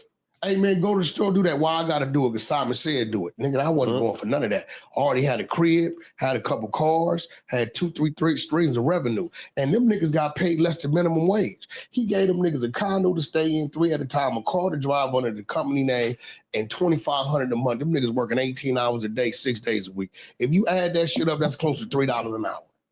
Yeah, sure, wrong hit them motherfucker. But they ain't going for it. No, they went for it. They so going for it. You got to remember when people say that, I don't even know where that come from. I believe SKG may have started that shit, and SKG, but well, that's the storyline into the trucking industry. You went from chauffeur. No. I was already in the trucking industry. Okay, well, Suge didn't come home till 2002. Yeah, my trucking game started in '99. By the time Suge came home, I had a fleet. I had BMW, Porsche, Audi, Volkswagen, and Range Rover contracts through Wack100 Truckers. I was already Suge could tell you. He asked me one day, man, park that truck. I need you around. I said, I tell you what, you give me $500,000 up front, because I was doing like $250,000 a truck back then. I'll give you 12 hard months. If don't nothing come with it, I'll go back to what I'm doing. But I'm thinking $500,000, that's 2 years of work up front. I get a nigga 12 months for a 2-year hit. This is when I realized Suge was going broke. This one I seen it, right? And then when I really see it is when he started asking me for money and for, you know what I'm saying? I didn't death row shit. Reggie left. That's when I realized the buildings was in Reggie's name. If Reggie wouldn't have been a part of that, that shit would have shut down while he was in there. And then Lydia, I believe, won in my 03, 04. They took the name. That's when it became The Row. By the Big U never saw Death Row as it was. So when he talking about he saw Suge with all his money, that's cap. Suge was already bankrupt, on his way. The bill hadn't been paid for in 6-7 months. He was squatting. By 2007, Suge was flat broke. He was sleeping on the couch in the Devil Lanes, the homie G-Down and Mondoose, sleeping on their couch in the gutter. It's a fact. Yeah, shout out to them niggas. I used to see them niggas give away Christmas trees and shit. Y'all don't remember, bro. Think about it. See, if y'all really think about it, y'all be caught up in a nigga naming what he did prior to. Think about it.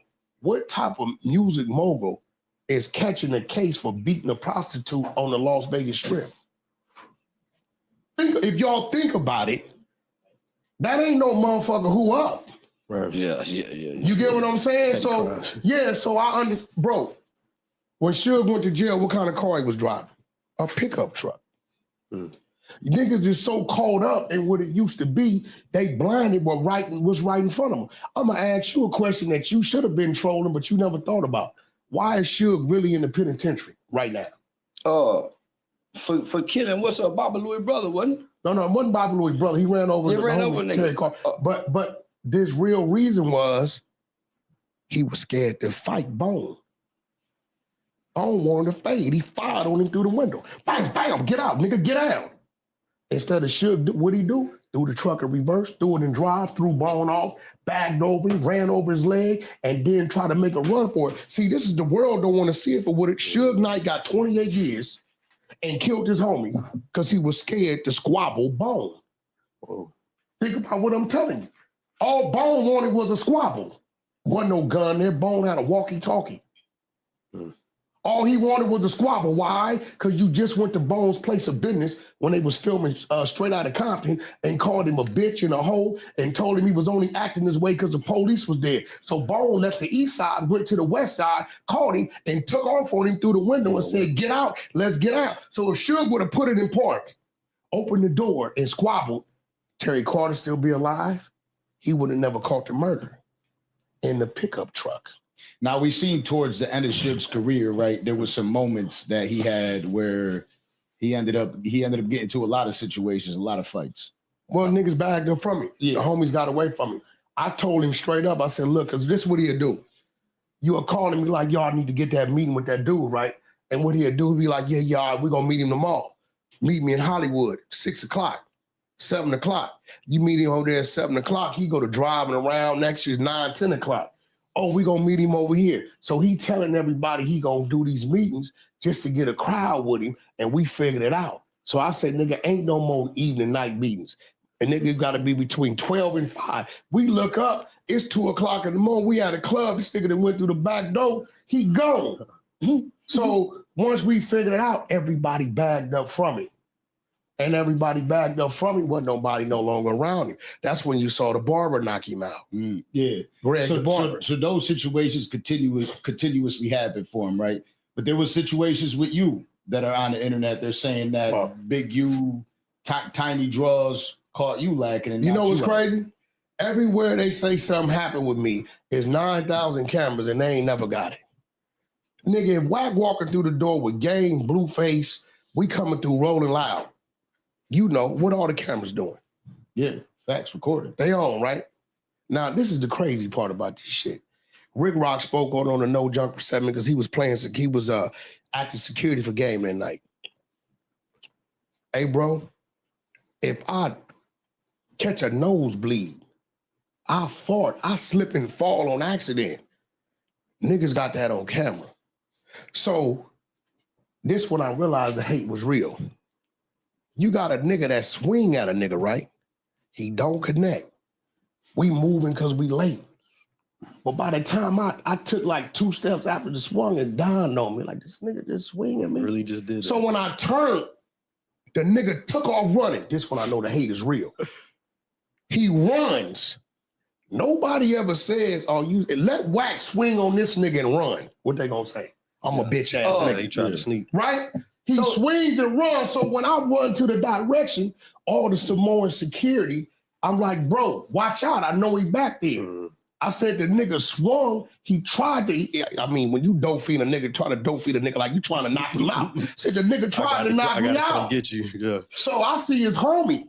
I'm so mad his homie came up there with us, the homie Milk, which I was wrong for. Milk came up there with us. He from Gray Street. I see his homie and turn the wrath on him. Right? He gonna come out somehow. Yeah, but Milk had nothing to do with it. But this nigga then ran over there, hopped the gate, and ran down Figueroa, right? Yeah, I think they got a video of me and you supposed to get into it at a Michael Jordan event or something. That ain't no me and you, that's me and Mike. Yeah. Mike security, right? So that's what I'm saying. They'll make up Charleston, that was like 2013. Yeah, that's a nigga, I was, man. Yeah, so, you know, when it comes to me, it's like, they create some shit, Big U paperwork. It don't take a rocket scientist to understand this is Big U on a wiretap. You my homie, I'm talking to you, right? And I know I've been saying, whenever I catch this nigga is on, and you catch the nigga by himself, and you 20 deep, you can't get on the phone with your homeboy and say, I ran into him and didn't do nothing. You just can't do that. But if you read the paperwork said we was 20 deep. Wack jumped out his car. This is what he said. Wack jumped out his car. Okay, Wack been calling you a snitch for 2 years because of the GRID program. It's 20 of y'all. You ain't no fool. What's the only thing gonna make 20 gang members in LA stand like statues? You telling it. Shit. What's the only thing gonna make 20 gang members stand like statues? The leader. Listen to me, right? He says it. It's a reason why he didn't move. I just simply told him what I told him. See, it's like this with me. When the odds is against you, you got to target your man. When you tell her, listen, if Charleston White with 20 niggas and they catch me, right? And I jump out of the car and I tell Charleston, I don't care what happened to me, but I'm gonna get you first. And he see that something there that he can get got with. He see that this motherfucker is already ready. Charleston gonna do what Big U did. Don't move, cuz it kill me. Take heed. I told him I don't give a fuck what happened. You going first. Right? But he on the phone with his homie, so he gotta say he was begging for his life. Nigga, any nigga been calling you a snitch 2 years, begging for your life make you go get him even more. The more pussy a nigga act, the more they gonna whoop him. Ain't begging for a nigga life ain't gonna stop a nigga from coming to get you. I've been looking for you. Not after this real pressure. Like, so you know, sometimes you gotta do the math and understand what a nigga's on his phone just bullshitting and creating a reason on why you did not. I can tell you this, he didn't go home that night. I guarantee you he didn't go home between the hours of 1 a.m. and 9 a.m. That's a fact. Now you gotta ask yourself, why you didn't go home? I know for a fact he didn't go home. Right? You know why? He know me. You been running, this nigga Dewberry, you know this nigga, right? You know to what extent he'd go to, and you didn't let him get away. And you know he know everything about where you at. Right? Sometimes you danger. You get what I'm saying? So, you know, at the end of the day, I mean, shout out to him. We all reading his paperwork. He obviously wasn't, you know, I'm 26,000 pages of wiretaps and 46,000 of evidence, and you knew your phone was hot since 2021, but yet you stayed on your phone and called all your homies and included to pull them into this type of shit. The New Jersey paperwork that Did you ever expect this from him?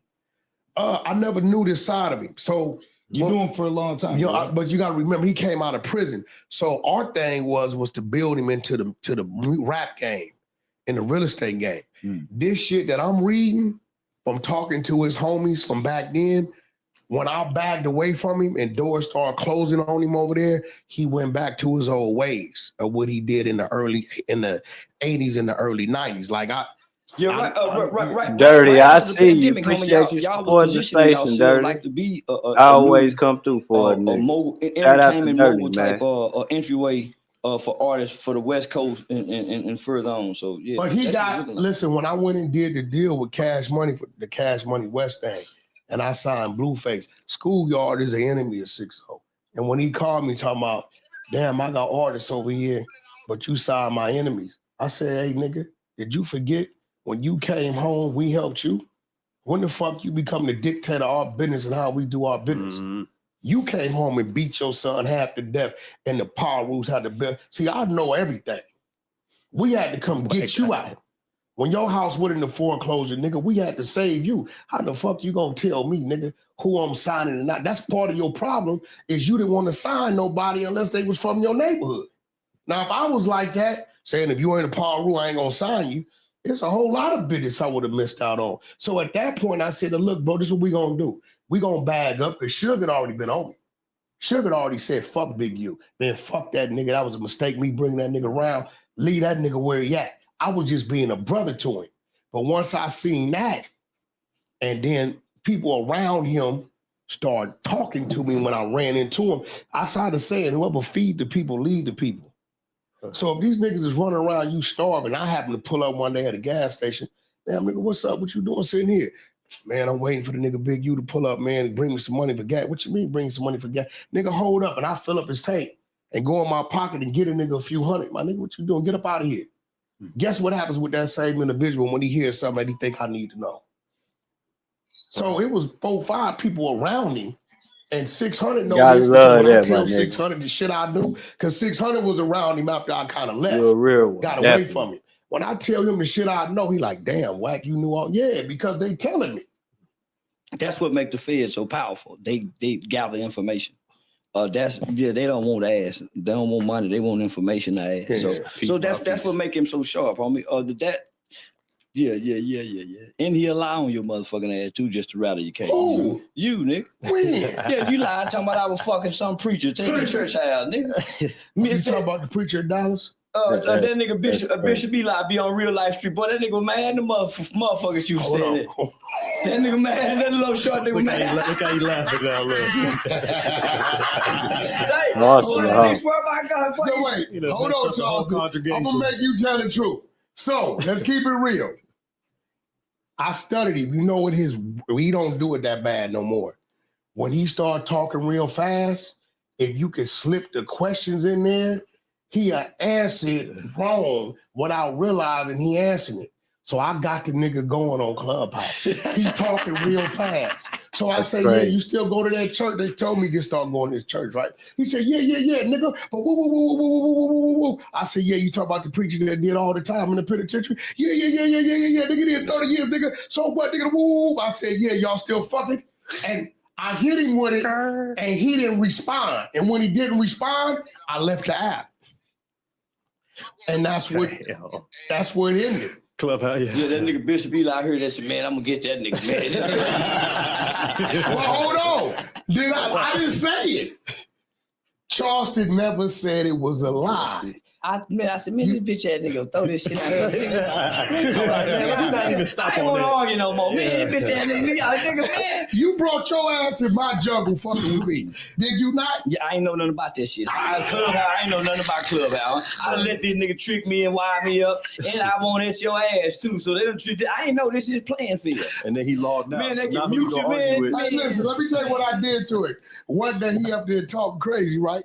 I said I'm gonna blow his whole account up in about 10 seconds. I did a countdown, that nigga whole account blew up. Boom! I ain't been back yet. Everyone made me quit. Yeah, but I said, man, this shit, man. These white people, he the only one making money over here. They taking my clips, put them on YouTube channels, monetizing. Guess who was taking his clip? They were eating off my ass. They were eating off my ass. Shout out to Clubhouse, TV Clubhouse. Nigga, once I snapped, I said, oh, man, they eating off, man, because every time I look up, nigga, these motherfucking clips over here doing numbers. Shout out to Ray Gibbs. Hey, listen, yeah, but see, everybody was like, why you won't? That's the peasants talk. I'm bringing the fan in here. Hold on. Look, that's the peasants talk. I forgot to go to my 5:30 appointment. So y'all. Look, that's the peasants talking, right? Well, y'all don't understand what you're dealing with. This was a very touchy battle, right? At that point in time, when we both was, either one of us, it could either be a stalemate or one of us could leave with the next motherfucker's pull. Yeah. In this situation, I chose a stalemate on some real shit. No. That's just me. Yeah. I feel like you have fun with that because I ain't fit to keep fucking with you, man, and you ain't saying nothing back. Nigga, I ain't fit to keep because at that point in time, it gonna make me look stupid. I start running the narrative. This nigga obsessed with me. Man, yeah, man. I mean, yeah, no. So nigga, I'm not finna leave a nigga alone. I'm gonna tell you, I did you a favor because you were slipping. I said, nah, I ain't gonna do him like that because the nigga really ain't my enemy. Yo, people let your trademark lapse. Yeah. And I had it. No. That nigga called and told me. I called and told. I was gonna take your shit. I said, you know what? He ain't my enemy like that. So I called. Yeah, I fight different. I called and told him. That's like punch you in the mouth and they give you an ice pack. No, but at that point, I think he started to understand, like, okay, because niggas was telling him I wanted to get him, I hate him, and all kind of shit. Of course. And we had talked on the phone a couple times. Yeah, they just didn't know that. Yeah, we had some hits. So more people don't know we was already secretly bonding. Yeah. I mean, I just wouldn't come into the nigga saying nothing about it. Don't tell them that. I mean, it is what it is, man. But look, since you always kept telling people that my woman. What's up, black? Yeah, I thought he had a white woman. No, you got a beautiful black. That's why I had her dressed in white for you. Just put on all white. Yeah, I thought that nigga had a misleading. And you know she from the South. No, I know that. Hell yeah, she from motherfucking Greenville, Mississippi. Oh man, shout out to my people out there. Hell yeah, them Southern women is different. Yeah, boy. I tell you that. Shout out to the I'm Jackson cool family. I'm cool. Them Southern women, they service you a whole nother way. Oh yeah, it's different. Way different. Well, fellas, I enjoyed this. We got to do this again. I got another 5:30 appointment. All right. So I probably got 5-10 minutes tops. Okay. Yeah. You know, I had to bring a fan in here because there's an AC kicked out, and you know. But more than anything, what I like doing with everything I do is like being able to bring people together who I feel are polarizing figures. I know that, you know, a lot of the time these lists come out, who's top 5 hip hop media, top 10 hip hop media. I don't feel like I'm a part of it because I don't care about hip hop media yet. But I care about just doing dope shit in general and having dope conversations, which is a reason why, you know, the female that was here having a conversation. Yeah, you was taking it easy. Yeah, but not even taking it easy, just having a real conversation in her lane. Right? I don't want to push people's boundaries. So did she tell you what not to ask her? No.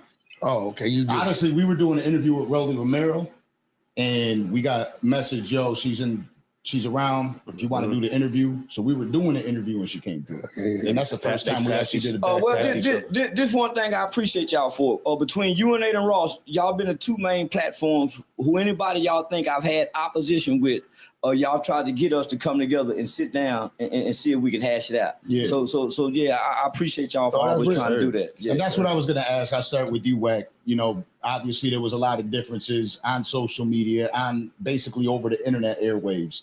But now that you met Charleston White, do you have a different? No, you got to understand, like Charleston, just like when he came to Clubhouse in my neck of the woods, how I would mute on him. If I didn't fuck with him in no way, I would never say. I know when I say something back, he does this. Oh yeah, nigga, I got this another 3 days. Yeah. So we know what we do. You get what I'm saying? On his shoulder talking about Wack said keep his name out of his mouth, right? So at the end of the day, I respect his craft because what he does is a factor in his lane. You like it or love it, you know what I'm saying? You ain't got to like the nigga, but at the end of the day, you got to respect what he does. Now he done flipped it and the nigga run around doing stand-up comedy. Yeah. You know growth and development, evolving. I didn't want to stay stagnant. Just still arguing, going back and forward. The internet showed me that there's a comedy side to what I'm doing. I didn't know that. So had I not came to internet, I wouldn't know I could make people laugh. So the internet was saying, "Oh, nigga, you need to do stand-up comedy," and nigga, I found my lane. Far. So yeah, killing it too. Yeah. By the way, happy birthday. I already appreciate you, man. Why'd you let Jay Prince stop you from doing that show? No, did he stop it? Did he stopped it. So this is what happened. Miss Pap, Parents Against Predators. She had this organization. Jay Prince has a halfway house that has predators in it. So, but they've served their time, but they're registered, but they're at this halfway house. So Miss Pap does a lot of work. So she invited me. The chief of police of Houston Police Department was going to be speaking there. Jay Prince made some calls or they saw something. So the chief of police didn't want that because they perceive him to be what he is to the culture. So so they didn't want it. Miss Pap was mad. She was upset. She really wanted me to be at that organization because it wasn't about what me and him had because he had nothing to do with it. It was about me to be able to come present. So now the Houston Police Department shut it down. So you think he played a part in that? Yeah. No, this was crazy. Hell yeah! Because if you really playing gangster games, you let a nigga show up. But well, he know he can't hurt me. He know he cannot, but he cannot let me come to his city after the things I have already said online, and then come to his city and let me be in his city. And he can't let me have that glory. So you don't think he figured out about that studio that you got down there? He ain't found that yet. Yeah, he know where it's at. Oh, okay. Yeah, he know where it's at. I was wondering because I know where it's at. I mean, I know he got to know where it's at. Yeah, he know where it's at. Everybody know where it's at. It's so subtle with it, dog. This shit crazy. Yeah, everybody know where it's at. Hey, man, you know what? You do what light-skinned niggas do. You run late. What's you that? think you special. I had to be somewhere. I got to support my godson. You know what I'm saying? Huh? I got to leave one place early to get to the next place. How old is your godson? 3. Nigga don't know you, man. He don't know you. Oh, nigga, you a riding. That's why this shit matter. When he see them pictures and he know who I am, it's gonna be because of that. Even after this, I got a wedding after this. Yeah, they told me you got to go to a wedding. Non-stop, bro. Yeah. Non-stop. Yeah, tell them when they get a divorce, call us. We're going to come sit down and talk to them. I'm going to say Uncle Wack sent you a message. Uncle Wack got a message for you. Yo, recently I had Cowboy on the platform. By the way, Charleston, whenever you got to go. Cowboy. What about Nips Cowboy? Yeah, Nips Cowboy. He spoke about you, but we spoke to him, and he was saying that he's got this spot called Thunderdome, and he wants to invite you there for a squabble. I bet he do. You know why? Because the little light he had going on, that motherfucker gold. I tell Cowboy, I'm the same nigga you ran into right there downtown LA. When all this shit, a few days, remember I had him on Clubhouse fucking over him? 3 days after that, I run into him. and all he wanted to talk about is me helping him open a hot dog stand, right? But nigga, we could go in any dark alley. Let's do it in the dark alley first, and then let's see if we want to give you the clout. See, we know a nigga would take getting his ass whooped just to get his name on something. Charleston know any given day he could jump up and say, nigga, let's go. And we're going to run that play. We're going to run that play. You know what I'm saying? What the fuck I'm going to give it to a nigga? You got to bring some value to it. It can't be us one nigga in the ring bringing the bag. Because at that point in time, I want to keep all the money. I can call Charles and say, we finna go on the 3-week run. Fuck you, you bitch ass nigga is on. And then we gonna fight, run the bag up, get in there, squabble, and go home. So, you know, at the end of the day, you got to position yourself right. We ain't gonna just give you what we didn't earn. Goddamn right, and I'm gone. Can we see more from y'all in the future? Yeah, we definitely. That nigga was ready Put us to on the go. blast so we can get that going. Nigga Charleston ready to go. Wack100, you have a warrant out for your arrest. My brother, I appreciate you coming through. Hold on, let's get into this. We got 185 cool. we're gonna stop this right here. Are you trolling or Lamont Adams? Do you know for sure that Wack100 has a warrant for his arrest? Charleston can't fight. Man, Charleston can't fight. Told y'all them niggas been running plays. Niggas been running plays. Hell yeah. There's plays everywhere. Yeah, Lake Salute. It's plays everywhere, my nigga. That's all these motherfuckers do is run plays, my nigga, for real.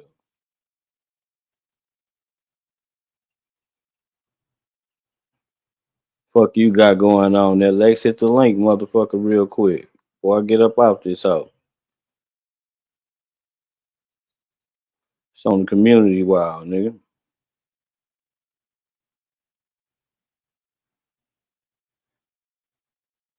Now I'm gonna get up out this hoe.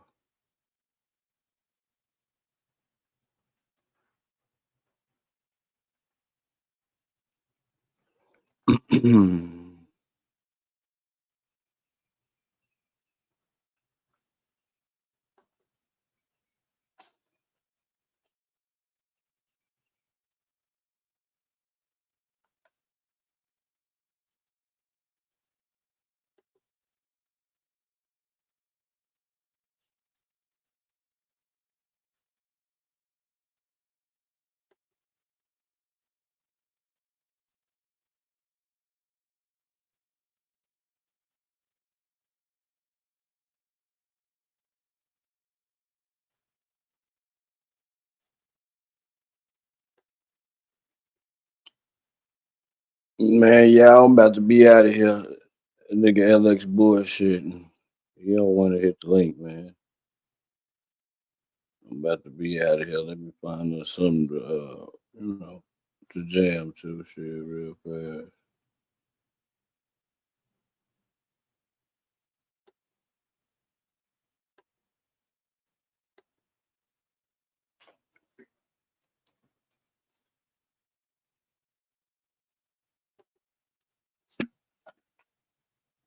Salute to all y'all. Hope y'all had y'all good Friday, man. I'm about to hit the streets, man. I'm outside tonight, nigga. Fuck all this shit. Salute to all. Make sure if y'all didn't double tap the screen, y'all double tap the screen on y'all way out the door, man.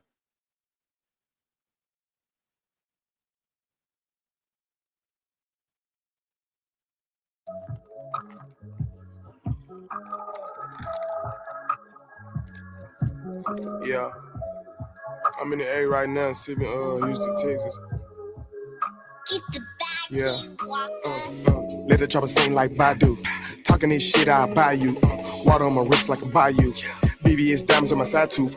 Please I him, don't try dude. Unless you tryna die too. I'm a money making tycoon. Mr. Glock, I make my own rules. Mr. Glock finna take him to school.